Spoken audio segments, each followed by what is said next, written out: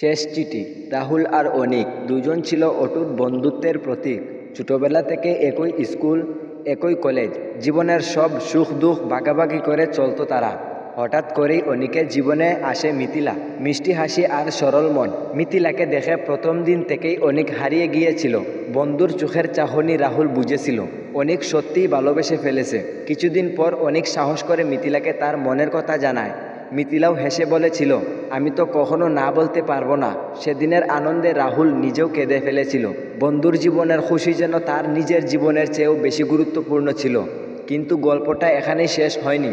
মিথিলার সাথে রাহুলের আলাপ হতে হতে একটা অদ্ভুত বন্ধন তৈরি হয়। দুজনের হাসি, দুজনের কথা, সবকিছু খুব সহজে হয়ে গেল। অথচ রাহুল নিজের অনুভূতিকে লুকিয়ে রাখত। জানতো এটা অনিকের ভালোবাসা, আর বন্ধুত্বের কাছে তার নিজের ভালোবাসার কোনো মূল্য নেই। একদিন মিথিলা হঠাৎ করেই দূরে সরে গেল। অনেক খোঁজাখুঁজির পরে জানা গেল সে কঠিন এক রোগে আক্রান্ত। জীবনের সময় সীমিত। শেষের দিকে মিথিলা এক চিঠি লিখেছিল রাহুলের জন্য। রাহুল, আমি জানি তুমি সব বুঝতে।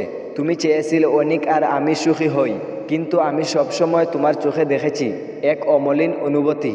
যদি আরেক জন্ম হয়, হয়তো আমি তোমার গল্পের নায়িকা হতে পারতাম। বন্ধুর ভালোবাসাকে সম্মান জানিয়ে আমি তোমার মনের কথা বুঝেছিলাম, কিন্তু কখনো বলিনি মাফ করে দিও। চিরকাল ভালো থেকো। রাহুল চিঠিটা পড়ে অনেকক্ষণ চুপ করে বসেছিল। চোখের কোণ বেয়ে নেমে এসেছিল নীরব অশ্রু।